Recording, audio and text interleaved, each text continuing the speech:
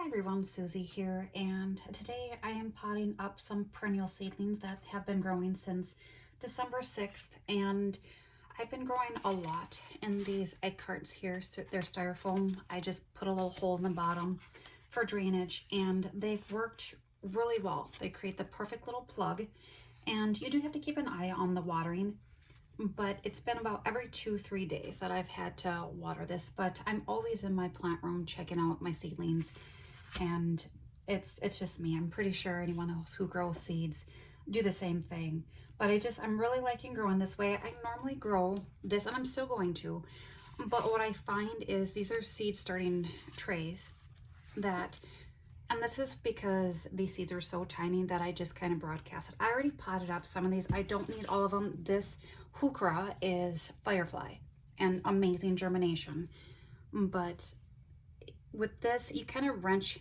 their roots a little bit. This is a nice little seedling here, but some of these that are growing together in a clump can be a little tricky to get out. So I like it, but then I feel that sometimes it takes them a bit to recover from their roots being disturbed. But and not only, I saved them just because if I have some of this potting mix left over, I'll plant some more up. I think I have 12 right now, but yeah, so this is usually the way I start most of the seeds, especially the ones that I can't see. And I'll still be doing that, but for some, like I could see the grass seeds here. This is Blusette Fescue Ornamental grass. It is a perennial in my zone. Again, it's December 6th, and I put 3 in each little cell. And I'm not going to thin them. They're perfectly fine. They'll just make a bigger, clumpier plant.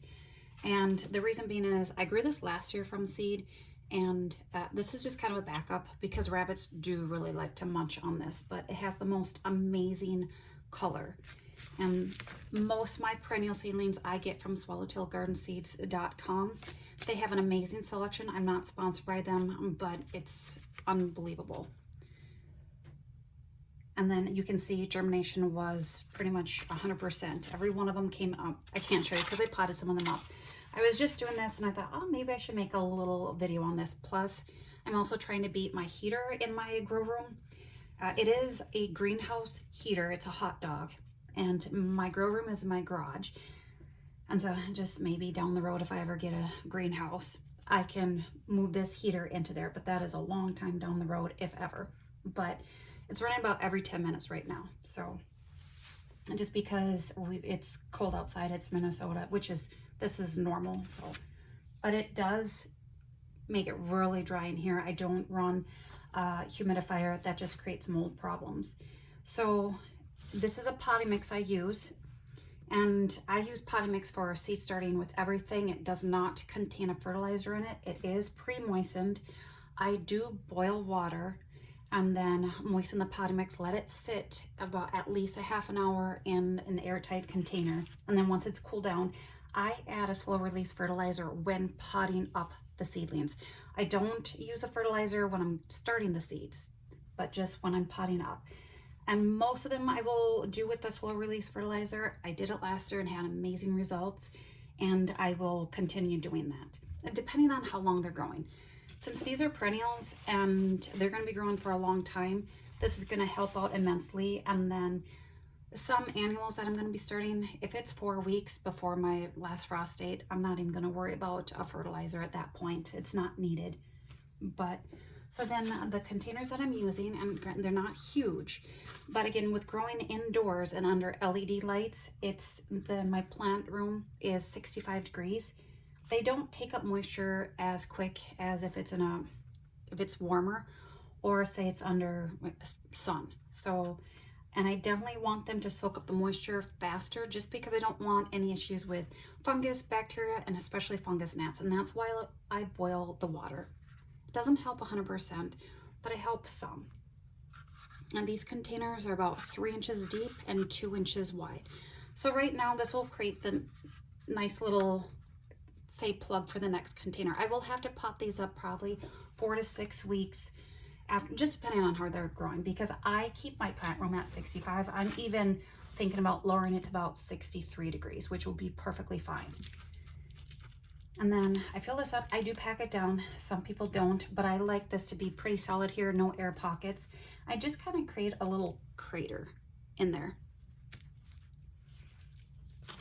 I don't know if I said I do use Osmocote as a slow release fertilizer. I'm not sponsored, but the results have been amazing. Last year, it was just really nice. So I just kind of push up on the styrofoam. It will crack, but it's styrofoam. This is reusable. These, I've been having a little issue getting the roots out because they've kind of been growing into it. So I just take a spoon here and trying to get underneath it. And then you can see they create just the cutest little plug. Again, I don't need all 12 of these, but they are backup plants. And then also if I have another little area that I want to use this grass is absolutely beautiful.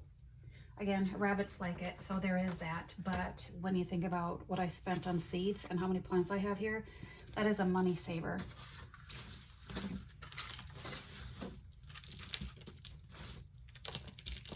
And this keeps its color, even later in the season when I wasn't having as much sun, it was still a steely blue, so I really like it. And perennials are expensive, so granted, it's not like the wow variety out there, but you know what? It's wow to me, so that one's a little stuck in there.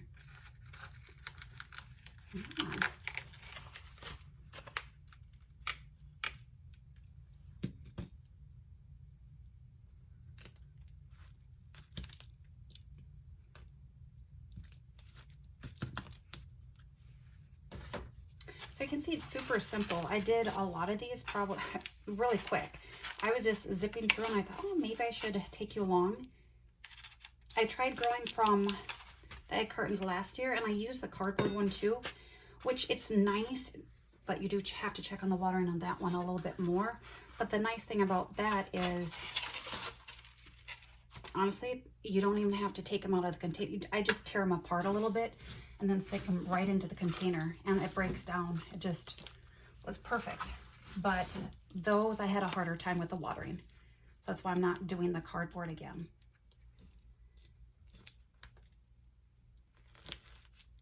And I like that I don't really have to wrench their roots apart. That's the biggest thing. So yeah, so then I know I wrote on that. That's fine. I'll just cross it out and write it somewhere else. But yeah, so then I'll just reuse this. I've got a lot of these. And then for these, I'm just going to water from the top here.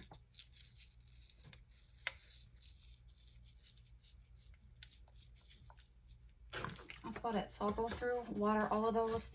I will not put these under grow lights for today. I will give them just a little bit of a break from being potted up. These probably wouldn't need it because I didn't handle their roots too much.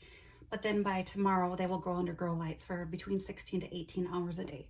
So that is, I'm pretty sure I showed you, but I'm just going to make Blusette. Really like this. And then this plant I'm really excited about. And this is Blusette Russian Sage. Again, from swallowtailgardenseeds.com. And it's a perennial in my zone. And then I bought 2 packets and they were $3.99 each.